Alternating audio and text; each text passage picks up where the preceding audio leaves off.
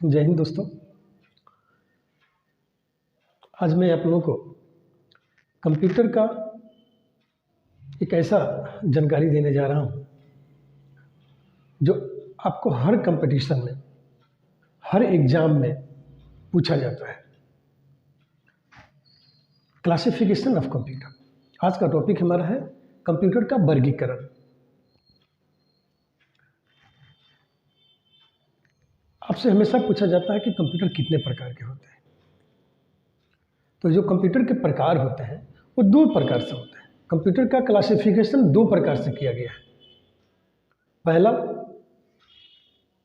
Data handling के आधार पे और दूसरा फंक्शनलिटी के आधार पे।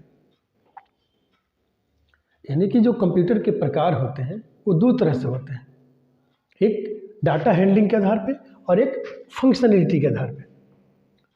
There are two types of classification of computer. Computer का वर्गीकरण दो तरह से होता है, एक डाटा हैंडलिंग और दूसरा है फंक्शनलिटी। डाटा हैंडलिंग के आधार पे कंप्यूटर तीन तरह से। On the basis of data handling there are three kinds of computer. Data handling के आधार पे कंप्यूटर तीन होते हैं, एक एनालॉग कंप्यूटर, दूसरा डिजिटल कंप्यूटर और तीसरा होता है hybrid computer. Analog computer, digital computer और हाइब्रिड कंप्यूटर, ये कंप्यूटर डाटा हैंडलिंग के आधार पे होते हैं। और उसके बाद एक functionality. On the basis of functionality there are four kinds of computer. चार तरह से कंप्यूटर होता है, super computer, mainframe computer, mini computer और माइक्रो कंप्यूटर। अगर आपसे कहीं भी सवाल किया जाए या किसी भी कंपटीशन में पूछा जाए कि how many kinds of computer, computer कितने प्रकार के होते हैं, तो उसका सिंपल जवाब है कि there are four kinds of computer. Computer चार प्रकार के ही होते हैं। लेकिन अगर पूरा डिटेल्स में बताना हो कि कंप्यूटर का क्लासिफिकेशन कितने होते हैं, उसके आधार पर कंप्यूटर कितने प्रकार के होते हैं, तब आप बोलेंगे कि there are two types of classification of computer. Computer का जो क्लासिफिकेशन है वो दो तरह से होता है, एक डाटा हैंडलिंग के आधार पे और दूसरा फंक्शनलिटी के आधार पे। और डाटा हैंडलिंग के आधार पे कंप्यूटर तीन तरह से होते हैं और फंक्शनलिटी के आधार पे कंप्यूटर चार तरह से होते हैं,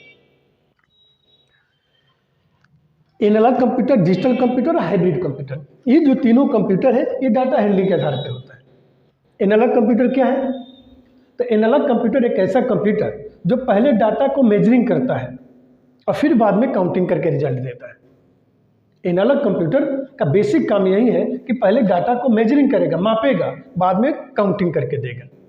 जैसे में थर्मामीटर होता है, वोल्ट मीटर होता है, स्पीडोमीटर होता है। ये क्या है? पहले डाटा को मापता है, मेजरिंग करता है, देन काउंटिंग करता है, बाद में काउंटिंग करता है। उसी तरह डिजिटल कंप्यूटर। डिजिटल कंप्यूटर एक ऐसा कंप्यूटर है जो दोनों काम साथ साथ करता है। दोनों काम का मतलब कि मापने का भी काम और काउंटिंग करने का भी काम दोनों एक साथ करता है। आजकल बहुत से डिजिटल कैमरा हो गया है, थर्मामीटर हो गया, वोल्ट मीटर, सब कुछ डिजिटल हो गया है, जिसका काम क्या है? डाटा को मेजरिंग करना और काउंटिंग बोथ एक साथ करता है। और तीसरा है हाइब्रिड कंप्यूटर। एक ऐसा कंप्यूटर जिसमें दोनों का गुण पाया जाए उसको बोलते हैं हम लोग हाइब्रिड कंप्यूटर। ये क्या करता है कि एनालॉग कंप्यूटर से मेजरिंग का गुण लेता है और डिजिटल से काउंटिंग का गुण लेता है। यानी कि इसमें एनालॉग और डिजिटल दोनों का गुण पाया जाता है, इसलिए इसको हाइब्रिड कंप्यूटर कहा जाता है। तो कंप्यूटर डाटा हैंडलिंग के आधार पर तीन, एनालॉग, डिजिटल और हाइब्रिड। एनालॉग का काम क्या है? पहले डाटा को मापना, बाद में काउंटिंग करना। डिजिटल का काम क्या है कि दोनों काम साथ साथ करता है, डाटा को मेजरिंग करना और काउंटिंग करना। और हाइब्रिड कंप्यूटर जिसमें दोनों का गुण पाया जाए, यानी कि एनालॉग और डिजिटल, उसको हाइब्रिड कहते हैं। उसके बाद है फंक्शनलिटी। फंक्शन के आधार पर कंप्यूटर चार तरह से होता है, super computer, mainframe computer, mini computer और माइक्रो कंप्यूटर। अगर कहीं भी डायरेक्टली सवाल हो कि how many kinds of computer, तो आंसर होगा कि there are four kinds of computer, super computer, mainframe computer, mini computer और माइक्रो कंप्यूटर। तो सुपर कंप्यूटर क्या है? इसका नाम है super computer. This is most powerful computer. यह सबसे अधिक शक्तिशाली कंप्यूटर होता है।